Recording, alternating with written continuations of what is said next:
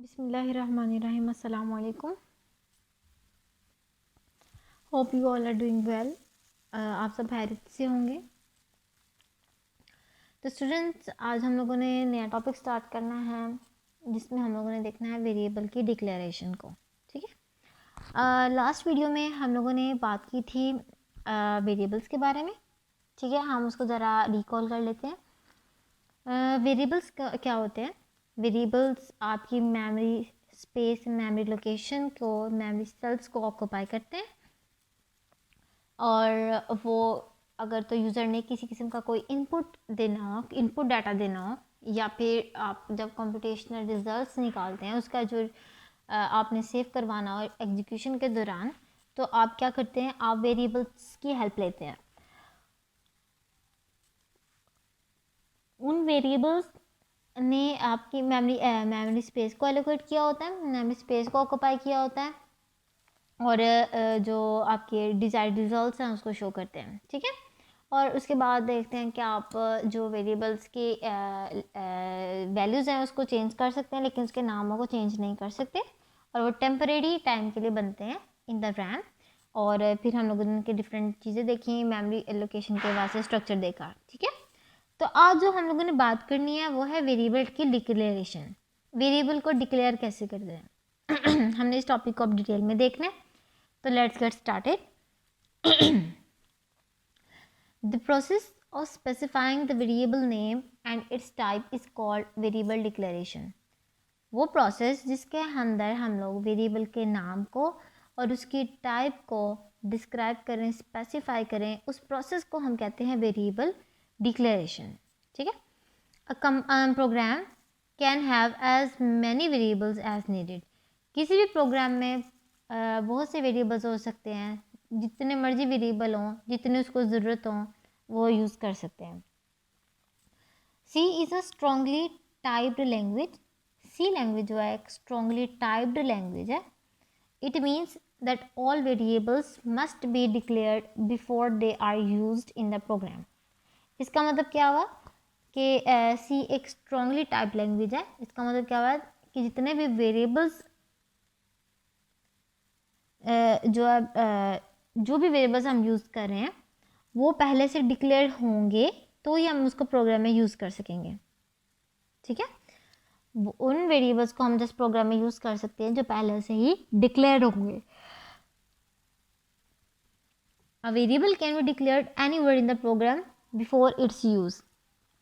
अब वेरिएबल को हम डिक्लेयर कर सकते हैं प्रोग्राम में कहीं पे भी, बस कंडीशन ये है कि जब हमने उसका यूज़ करना हो तो यूज़ करने से पहले उसकी डिक्लेरेशन हो जानी चाहिए। ठीक है। वेरिएबल को हम प्रोग्राम में कहीं पे भी यूज़ कर सकते हैं, बस कंडीशन ये है कि जहाँ पे भी हम यूज़ करें उससे पहले उसकी डिक्लेरेशन हो जानी चाहिए। The variable declaration provides information to the compiler about the variable. जो वेरिएबल डिक्लेरेशन है वो इंफॉर्मेशन देता है कंपाइलर को about the variable. Variable declaration compiler को इंफॉर्मेशन देती है वेरिएबल किस टाइप का है, वेरिएबल का नाम क्या है, उसकी टाइप क्या है। ठीक है। The compiler uses the declaration to determine how much memory is needed for each variable. अब कंपाइलर का काम क्या होता है? कंपाइलर उस डिक्लेरेशन को यूज़ करता है। ठीक है, वेरिएबल की डिक्लेरेशन को यूज़ करता है और इस बात का पता लगाता है कि मेमोरी में उस वेरिएबल को कितनी स्पेस चाहिए, उस वेरिएबल को कितनी मेमोरी चाहिए। ठीक है, इस चीज़ का अंदाज़ा लगाता है कंपाइलर। किसकी मदद से, किसकी हेल्प से? डिक्लेरेशन की हेल्प से। Different types of data require different amount of memory. अब डिपेंड करता है किस टाइप का डाटा यूज़ किया जा रहा है, और उसी टाइप की मेमोरी भी एलोकेट होगी, उतनी मेमोरी अमाउंट ऑफ मेमोरी भी यूज़ होगी। The required number of bytes is allocated when a variable is declared. अब जब भी कोई वेरिएबल डिक्लेयर होगा उसके बाद ही मेमोरी एलोकेट होगी, उतने ही नंबर ऑफ बाइट्स जो हैं वो एलोकेट होंगे जब वेरिएबल को डिक्लेयर किया जाएगा। For example, an int variable requires 2 bytes whereas a corrective variable requires 1 byte. जैसे कि इंट वेरिएबल को 2 बाइट्स चाहिए होंगे और करेक्टिव वेरिएबल को 1 byte. The bytes are use to store the value of variable. अब ये बाइट्स का काम होगा कि उसने वेरिएबल्स की वैल्यूज़ को स्टोर करवाना है। ठीक है, हम अब इस कॉन्सेप्ट को दोबारा से देखते हैं। वेरिएबल डिक्लेरेशन, जैसे कि जब भी हम लोग प्रोग्रामिंग लैंग्वेज को डिज़ाइन करते हैं तो हम उसके कुछ rules, set of rules design करते हैं, सेट ऑफ रूल्स रखते हैं। ठीक है, और वो सेट ऑफ रूल्स बताते हैं कि आपने स्टेटमेंट्स को कैसे यूज़ करना है, आपने चीज़ों को कैसे लेके चलना है। उसके कुछ रूल्स और रेगुलेशंस जो उनसे डिज़ाइन किए होते हैं, हमें उनके सर्कमस्टांसेस में रहते हुए अपना काम करना होता है। इसी तरह जब हम लोग बात करते हैं सी लैंग्वेज में वेरिएबल्स की, तो वेरिएबल्स का हम लोगों ने, ये तो हमें पता चल गया जी वेरिएबल करते क्या हैं। अब वेरिएबल को बनाना कैसे है, हमने उस चीज़ को देखना है। ठीक है, वेरिएबल का पर्पस तो हमें पता चल गया, लेकिन वेरिएबल को बनाना है। ठीक है, बनाने के प्रोसेस में उसके कुछ स्टेप्स हैं जो इन्वॉल्व होते हैं, और उसमें सबसे पहले आता है वेरिएबल की डिक्लेरेशन। ठीक है, वेरिएबल की डिक्लेरेशन क्या होती है, ये डिक्लेयर करना एक प्रोसेस है। ठीक है, हम उसको देखेंगे आज डिटेल में। ये एक ऐसा प्रोसेस है जिसके अंदर हम वेरिएबल के नाम को और उसकी टाइप को स्पेसिफाई करते हैं।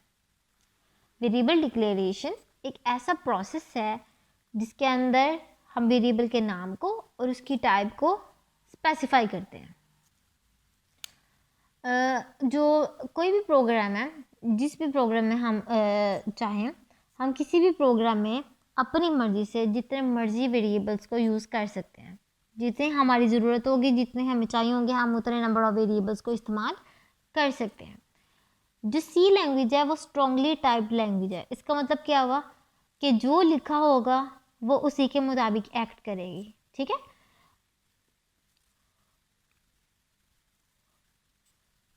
सी लैंग्वेज में जो भी लिखा होगा वो उसी तरह इंस्ट्रक्शंस कैरी ऑन होगी, उसी तरह इंस्ट्रक्शंस प्रोसीड करेंगी, और उसी की तरह आपके रिजल्ट्स को जनरेट किया जाएगा। इसका मतलब जब भी आप वेरिएबल्स की बात करेंगे तो जस्ट आप उन वेरिएबल्स का यूज़ कर सकेंगे प्रोग्राम के अंदर जो पहले से डिक्लेयर्ड होंगे।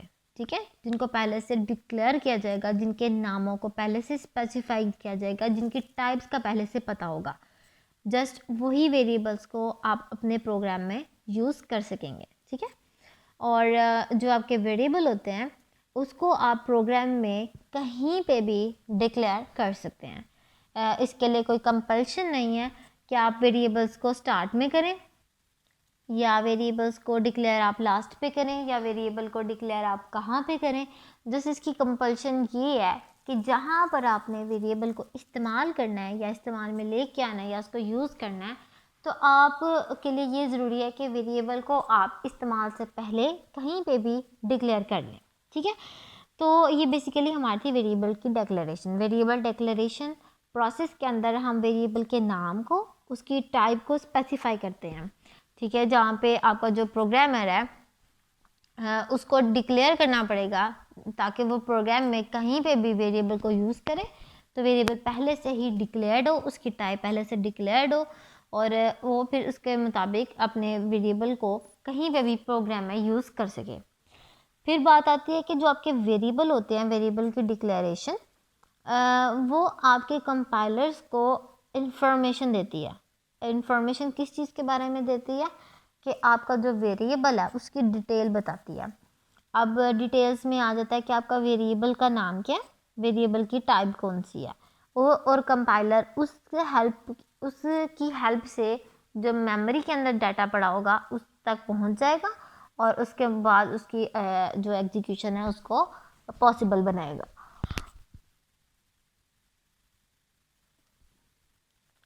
तो बेसिकली जो आपके पास वेरिएबल डिक्लेरेशन है वो हेल्प आउट करते हैं आपको वेरिएबल्स के बारे में इंफॉर्मेशन देने के लिए, किसको, कंपाइलर को। द कंपाइलर जो सा है वो फिर इस डिक्लेरेशन को यूज़ करता है और चेक करता है कि वेरिएबल को कितनी मेमोरी चाहिए। ठीक है, कितनी मेमोरी चाहिए उसको अपने डाटा को होल्ड कराने के लिए, या फिर कितनी स्पेस उसको चाहिए मेमोरी के अंदर। ये बेसिकली डिसाइड होता है वेरिएबल की टाइप को देखते हुए। ठीक है। जो भी वेरिएबल की टाइप होगी वो उसको देखते हुए मेमोरी को एलोकेट करेगा, मेमोरी को जो है डिटरमाइन करेगा कितनी मेमोरी इस वेरिएबल को चाहिए, ठीक है।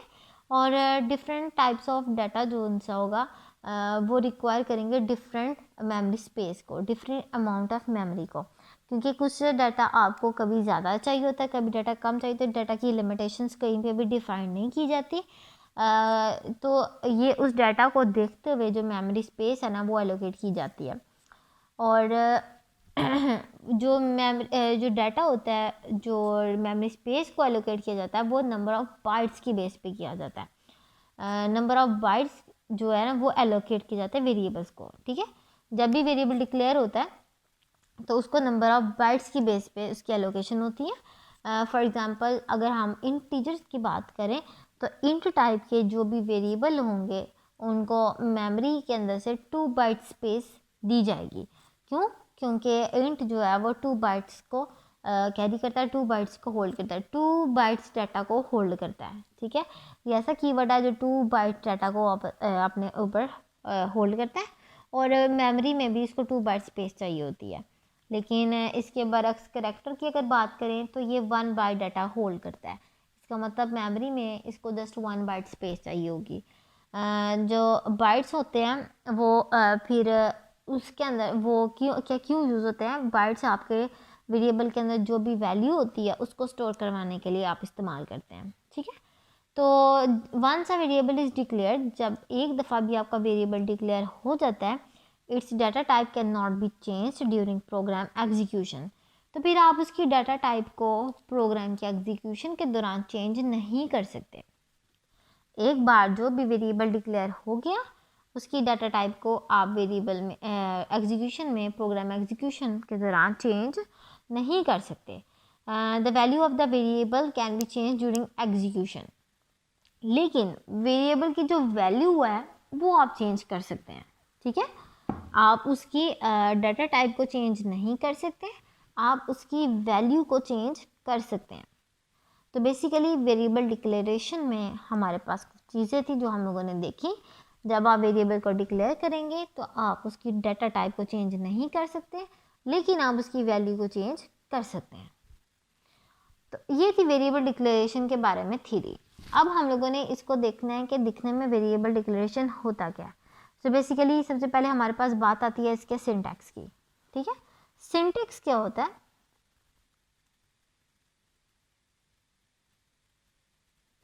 सिंटैक्स हम कहते हैं राइटिंग स्टाइल को, जो जिस स्टाइल में हमें रूल लिखना हो, रूल्स को मद्देनज़र रखते हुए हम जो स्टेटमेंट्स लिखते हैं उसको हम कहते हैं सिंटैक्स, ठीक है। प्रोग्रामिंग लैंग्वेजेस में जब आप स्टेटमेंट्स की बात करते हैं, सेट ऑफ स्टेटमेंट्स को कहते हैं, जैसे की बात करें तो सेट ऑफ स्टेटमेंट्स को हम नाम देते हैं सिंटैक्स का। सिंटैक्स एक्चुअल में क्या करता है? सिंटैक्स आपको इंफॉर्मेशन देता है कि आपकी जो सेट ऑफ इंस्ट्रक्शन है वो एक्चुअल में क्या है, ठीक है। The syntax of declaring variables is as follow. जब हमने किसी भी वेरिएबल को डिक्लेयर करना हो उसके जो सिंटैक्स है वो क्या है? सबसे पहले हमें चाहिए होती है डाटा टाइप, और उसके बाद चाहिए होता है वेरिएबल का नाम। ये सिंटैक्स आप इसको अच्छे से समझ लें कि जब भी हमने किसी वेरिएबल को डिक्लेयर करना है, किसी वेरिएबल को हम लोगों ने जो है बताना है कि जी हम इस वेरिएबल को अनाउंस करने जा रहे हैं, तो हमें सबसे पहले उस वेरिएबल का डाटा टाइप डिसाइड करनी होती है। डाटा टाइप जो है वो क्या होती है? ये इंडिकेट करता है कि किस टाइप का डाटा इस वेरिएबल ने स्टोर करवाना है, ठीक है। डाटा टाइप क्या होती है? डाटा टाइप एक्चुअल में बताती है, ये डिफाइन करती है कि आपने किस टाइप के डाटा को होल्ड करना है, किस टाइप के डाटा को इस वेरिएबल के अंदर स्टोर करवाना है। और वेरिएबल का नाम का मतलब क्या हुआ कि इसने मेमोरी लोकेशन जो भी ऑक्यूपाई करनी है उसका आइडेंटिफायर किस नाम से होगा, ठीक है। ये रेफर करेगा मेमोरी लोकेशन को, ठीक है।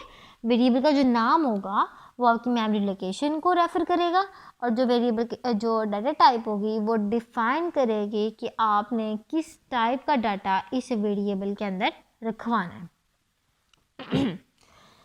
सो बेसिकली ये था आपका सिंटैक्स, जिसमें आपने देखा कि सबसे पहले तो बात की थी आपके वेरिएबल डिक्लेरेशन की। वेरिएबल डिक्लेरेशन क्या होता है?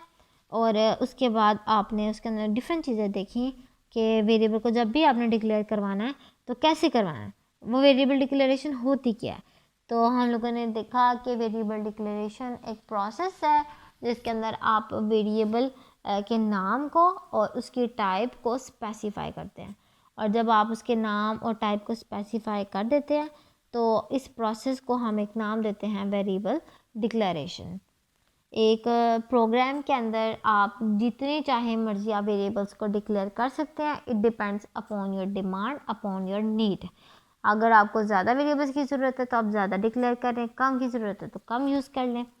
उसके बाद हम लोगों ने बात की थी कि जो सी प्रोग्रामिंग लैंग्वेज है, सी लैंग्वेज है, ये आपकी होती है strongly typed language. Strongly typed language है जो कि जिसमें क्या होता है कि जब आप वेरिएबल्स को यूज़ कर रहे हैं तो वेरिएबल्स को यूज़ आप तभी कर सकते हैं जब तक वेरिएबल डिक्लेयर ना हो जाए। प्रोग्राम के अंदर वेरिएबल अगर डिक्लेयर्ड है, ठीक है, वेरिएबल अनाउंस्ड है, तो आप अपने जो है उसको यूज़ कर सकते हैं, वेरिएबल को प्रोग्राम में यूज़ कर सकते हैं, अदरवाइज़ आप उसको यूज़ नहीं कर सकते।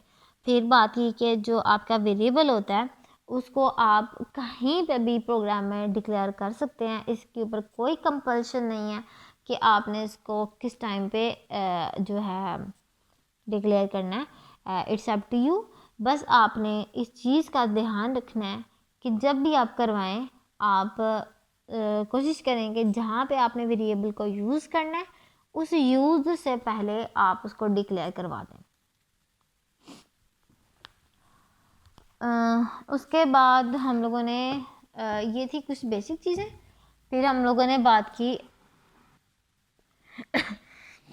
कि कंपाइलर के लिहाज से, कंपाइलर के हवाले से बात की तो हमने देखा कि जो कंपाइलर है वो क्या करता है, वो आपके वेरिएबल डिक्लेरेशन की मदद से इंफॉर्मेशन गेट करता है अबाउट द वेरिएबल। जो भी वेरिएबल कंपाइलर ने जिसके ऊपर वर्क करना है, ठीक है, एग्जीक्यूशन में जिसके ऊपर एग्जीक्यूशन करनी है, उस वेरिएबल की जो डिटेल होती है, उसकी इंफॉर्मेशन जो सी होती है, वो वेरिएबल डिक्लेरेशन में होती है। ठीक है, वेरिएबल डिक्लेरेशन में उसकी इंफॉर्मेशन स्टोर होती है। जब आप वेरिएबल डिक्लेयर करवा लेते हैं, कंपाइलर को समझ आ जाती है कि ये वेरिएबल क्या है, इसका नाम क्या है, इसकी टाइप क्या है। फिर कंपाइलर को आसानी हो जाती है आपके डाटा के एग्जीक्यूशन में भी, और इसके अलावा जो है कितनी स्पेस वेरिएबल लेगा उसमें भी हेल्प आउट हो जाता है। ठीक है, जो कंपाइलर होता है वो जो सा होता है ना, इस डिक्लेरेशन को यूज़ करते हुए देखता है कि जो वेरिएबल आप बना रहे हैं, ये वेरिएबल आपने डिक्लेयर किया है, इसको कितनी स्पेस चाहिए मेमोरी में। ठीक है, और कितनी स्पेस इसको ऑक्यूपाई करनी पड़ेगी, कितनी स्पेस इसको चाहिए, और वो स्पेस कहाँ से देखा जाती है, वो देखा जाता है कि किस टाइप का डाटा इसने होल्ड करना है। ठीक है, वेरिएबल ने किस टाइप के डाटा को होल्ड करना है, फिर उस हिसाब से उसकी जो मेमोरी की स्पेस होगी या अमाउंट ऑफ मेमोरी कितनी उसने ऑक्यूपाई करनी है वो डिसाइड होती है, और वो डिसाइड करने वाला कौन होता है, कंपाइलर होता है। और फिर जो भी मतलब स्पेस एलोकेट होती है वो डिपेंड करती है अपॉन टाइप ऑफ डाटा, किस टाइप का डाटा वेरिएबल ने होल्ड करना है,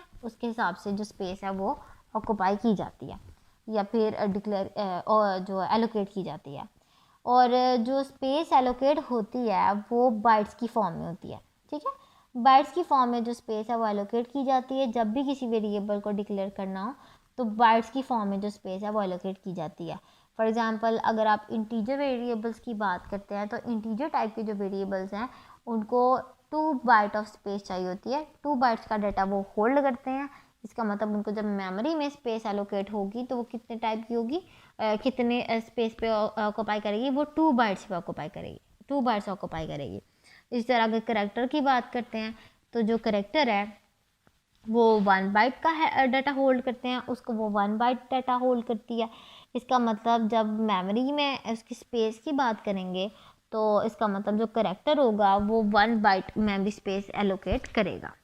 और जो बाइट्स होते हैं वो आप की ना वैल्यूज़ को स्टोर करने के लिए होते हैं। जो वेरिएबल में आपकी वैल्यू होती है ना स्टोर, तो वो बाइट्स में जाके स्टोर होती है। मेमोरी की जब बात करते हैं ना तो वेरिएबल का जो डाटा होता है वो मेमोरी में बाइट्स में जाके स्टोर होता है। ठीक है, और जब आप कभी भी वेरिएबल को एक दफ़ा डिक्लेयर कर दें तो वेरिएबल की जो डाटा टाइप है उसको आप दोबारा से चेंज नहीं कर सकते, ठीक है। और आप उसको पूरे प्रोग्राम में चेंज नहीं कर सकते, एग्जीक्यूशन के टाइम पे एग्जीक्यूट होते हुए आप उसको चेंज बिल्कुल भी नहीं कर सकते। लेकिन जब आप वैल्यू की बात करते हैं तो वैल्यू को, वेरिएबल की जो वैल्यू है आप उसको एग्जीक्यूशन के दौरान चेंज कर सकते हैं। फिर हम बात करते हैं इसके सिंटैक्स की। तो सिंटैक्स में हम देखते हैं कि जब डिक्लेयर करते हैं सिंटैक्स, सबसे पहले तो बात करते हैं स्टेटमेंट को।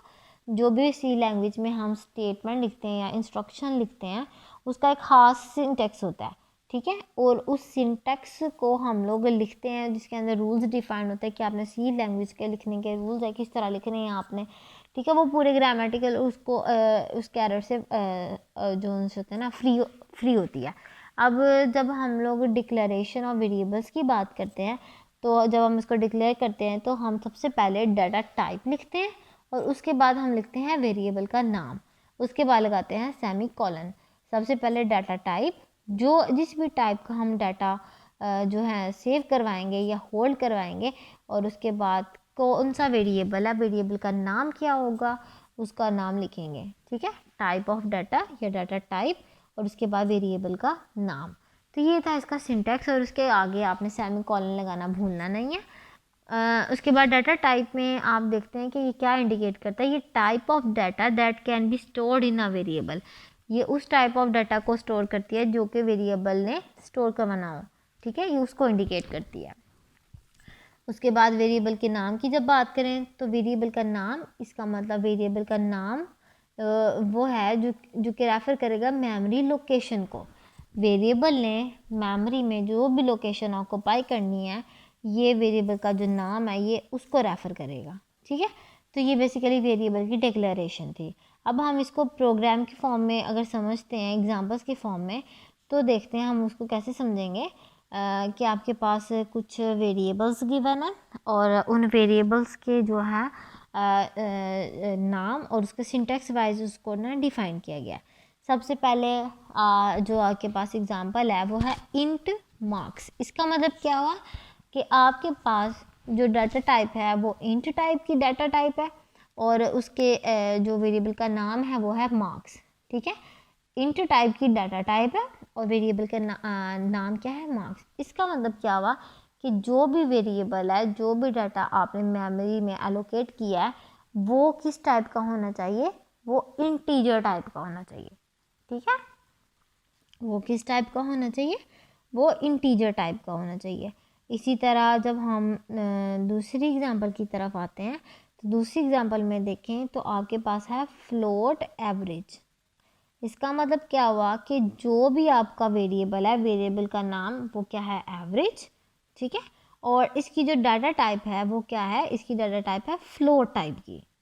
इसका मतलब इस वेरिएबल एवरेज नाम के वेरिएबल ने जो मेमोरी एलोकेट की है उसमें जो भी कंटेंट रखवाया जाएगा वो किस टाइप का होगा, वो होगा फ्लोट टाइप पे। और फ्लोट टाइप का जो डाटा होता है उसके अंदर आपकी डेसिमल की फॉर्म में जो डाटा होता है ना, पॉइंट्स की फॉर्म में, वो होता है स्टोर, ठीक है। फ्लोट टाइप का जो आपके पास डाटा टाइप होती है उसके अंदर आप डेसिमल फॉर्म में भी अपने डाटा को स्टोर करवा सकते हैं।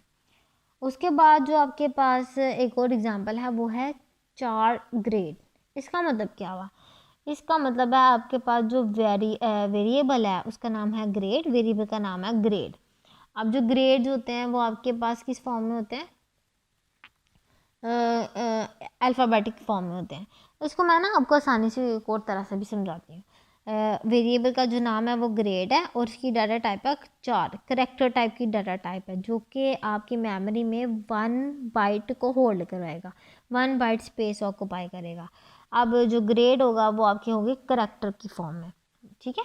और उसके बाद डबल सैलरी की बात करें तो डबल जो आपका वो इंटीजर का भी इंटीजर से ज़्यादा होल्ड करता है, और सैलरी जो आपके पास वेरिएबल का नाम है और डबल जो है वो वेरिएबल की डाटा टाइप है। अब मैं आपको ना इसको थोड़ा सा एक्सप्लेन करती हूँ एक्चुअल में क्या चीज़ है।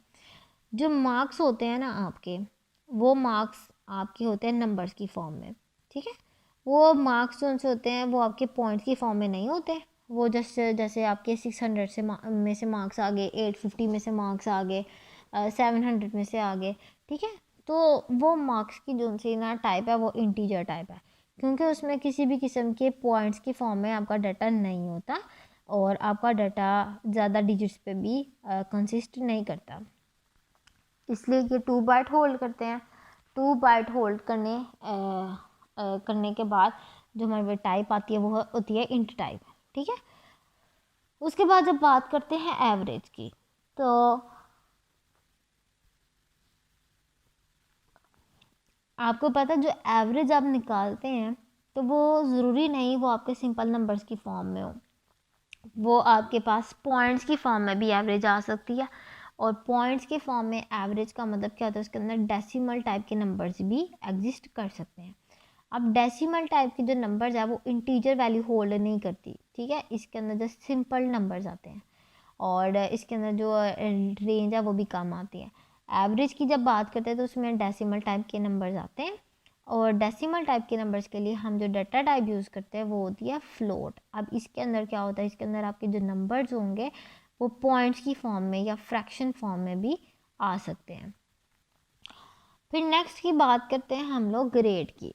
अब ग्रेड आपको पता है जो मार्क्स में ग्रेड आता है, जो आपके रिजल्ट्स में ग्रेड आता है वो कोई ना कोई एक करैक्टर होता है, या ए या बी या सी या डी, ठीक है। और वो ग्रेड जो उनसा होता है ना वो अल्फ़ाबेट होता है, कोई ना कोई एक अल्फ़ाबेट, इसलिए हम उसकी डाटा टाइप जो उनसे होती है ना वो 4 रख देते हैं। और 4 डाटा टाइप जो उनसे होती है ना वो करैक्टर के लिए होती है। अब हम लोगों ने देखा ऊपर के जो करैक्टर के लिए डाटा टाइप यूज़ होती है वो जस्ट 1 बाइट होल्ड करता है, इसका मतलब वो कोई सा अल्फ़ाबेटिकली एक करैक्टर को होल्ड करेगा, एक करैक्टर। अब वो स्पेशल करैक्टर हो सकता है, वो आपका अल्फ़ाबेटिक कोई हो सकता है, इट डिपेंड्स, ठीक है। इसका मतलब जो आपका ग्रेड टाइप का जो डाटा होगा वो ग्रेड में जस्ट एक अल्फ़ाबेटिक वैल्यू आ जाएगी या फिर कोई भी स्पेशल करैक्टर, और उसका जो डाटा टाइप होगी वो 4 होगी, इसका मतलब एक टाइम पे जस्ट एक वैल्यू आपकी स्टोर करेगा। उसके बाद आती है आपके पास सैलरी। अब आपको पता है जो सैलरी होती है इसके जो नंबर ऑफ़ डिजिट्स होते हैं वो ज़्यादा होते हैं, ठीक है। वो 7 डिजिट्स भी हो सकते हैं, वो 6 भी हो सकते हैं, 8 भी हो सकते हैं, इट डिपेंड्स, ठीक है। अब उस इतने ज़्यादा नंबर्स को होल्ड करने के लिए इंटीजर जो सी डाटा टाइप होती है वो काफ़ी नहीं होती। इंटीजर टाइप जो सी होती है ना वो 2 बाइट्स से ज़्यादा 4 बाइट्स को होल्ड करेगा। अब जो डबल होता है ना वो इंटीजर का डबल होता है, इसका मतलब अगर इंटीजर 4 वैल्यूज़ को होल्ड कर रहा है तो इसने 8 वैल्यूज़ को होल्ड करना है। इस वजह से जो डबल सैलरी है, ये डबल डाटा टाइप है, ये इंटीजर से 2 टाइम्स अबव है, 2 टाइम्स ज़्यादा है। तो सैलरी की जो अमाउंट होती है वो सैलरीज आपकी 5 डिजिट्स होती हैं, 6 डिजिट्स होती हैं, इस बेस पे होती हैं, 6 डिजिट्स पे कंसिस्ट करती हैं। इस वजह से हमें उसके लिए जो डाटा टाइप की ज़रूरत पड़ती है वो होती है डबल टाइप की डाटा टाइप, ठीक है। तो ये थी आपके पास कुछ examples. In the above example int, float, चार and double are keywords that indicates data types. The word marks, average, grade and salary are variable names. इनके अंदर क्या था कि जो आपके पास int, float, चार और डबल है ये आपके पास क्या है, ये आपकी डाटा टाइप्स हैं, जबकि आपके पास मार्क्स, एवरेज, ग्रेड और सैलरी क्या है, आपके वेरिएबल के नाम है।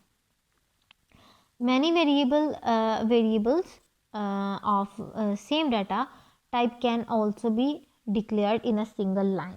Each variable name is separated by comma as follows. अब होता क्या है, ये तो आपके पास है different variables with different data types, ठीक है।